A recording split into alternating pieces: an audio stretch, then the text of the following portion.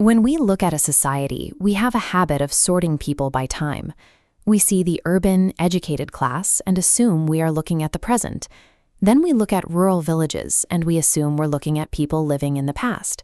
This is what you might call a zehni doka, an optical illusion of the mind. Time doesn't work that way.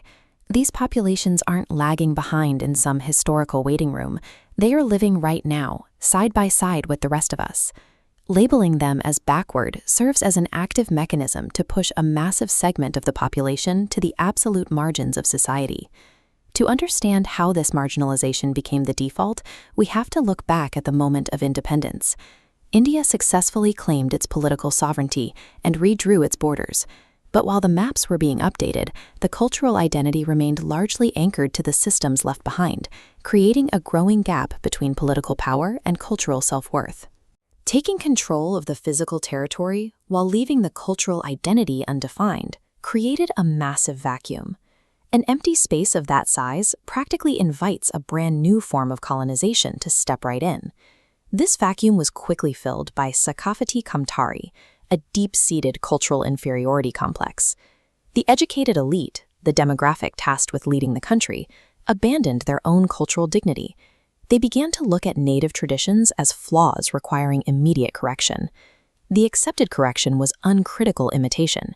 The prevailing logic dictated that the only legitimate way to become a modern, functioning society was to copy Western civilization, line by line, without questioning if those systems actually fit the local environment. Running an entire society on imported software that violently clashes with the local hardware inevitably forces the system to crash. That crash is the exact crisis we find ourselves in today. Let's run an autopsy on this imported system. We must take the foundational pillars we borrowed and pull them apart to see why they fail. Take our first pillar, democracy. The original intent behind setting up democratic institutions was straightforward. They were designed to empower the public and bind the population together in a shared system of governance.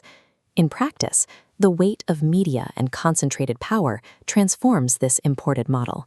It becomes a specialized filter, determining who enters the halls of power and who is systematically kept on the outside.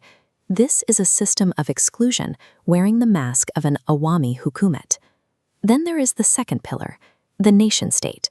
We treat this concept as a universal law of nature, but it is a strictly European invention, originally designed to force social cohesion within very specific, homogeneous borders. This network diagram illustrates how that model behaves when dropped into our local context. The nation-state framework actively breaks communities apart into rigid, opposing factions, turning shared spaces into permanent zones of friction and internal conflict. Our primary political institutions are actively achieving the exact opposite of what they were built to do. The diagnosis worsens when we look at the imported economic engine, capitalism. The core pitch for adopting this model was its promise to eventually generate widespread prosperity for everyone. This topographical data chart maps out the real-world result of that promise.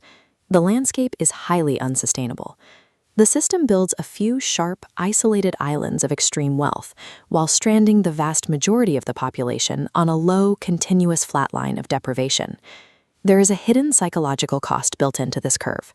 An economy demanding endless, accelerating consumption and profit margins completely strips away sukun-e-qalb, the essential baseline of inner peace and human contentment. To maintain this accelerating pace, we traded away our riwayati ilm, our vast archives of traditional knowledge. We let thousands of years of localized problem-solving fade into obscurity simply because it lacked the aesthetic of Western scientific supremacy. Even our spirituality has been pulled into the machine. Practices meant to foster deep inner connection have been thoroughly sanitized, repackaged, and sold back to us as a lucrative spiritual business. The autopsy reveals a system that generates isolated wealth at the cost of communal stability, erasing local knowledge to make room for a commercialized version of the self. There is a way out of this trap, and it starts with a philosophical alternative proposed by thinker Yogendra Yadav. He calls this concept Desi Jadidiyat, which translates to indigenous modernity. Indigenous modernity rests on a simple premise.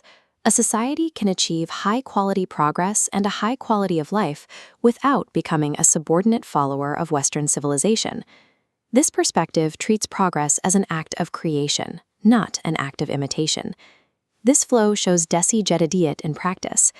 We must stop forcing imported fixes and engineer solutions based on our soil, prioritizing clean water, education, and health. Bypassing the colonial middle layer stops wasteful translation, resulting in efficient, localized progress. To build this, we have to recognize and drop the psychological weight of our colonial past. We must replace that old inferiority complex with incasury, a genuine humility mixed with deep self-confidence. That is the only stance that allows a society to walk onto the global stage and face the rest of the world as absolute equals. By reconnecting with our roots and daring to build indigenous solutions, we finally stop trying to be a second-rate copy of the West.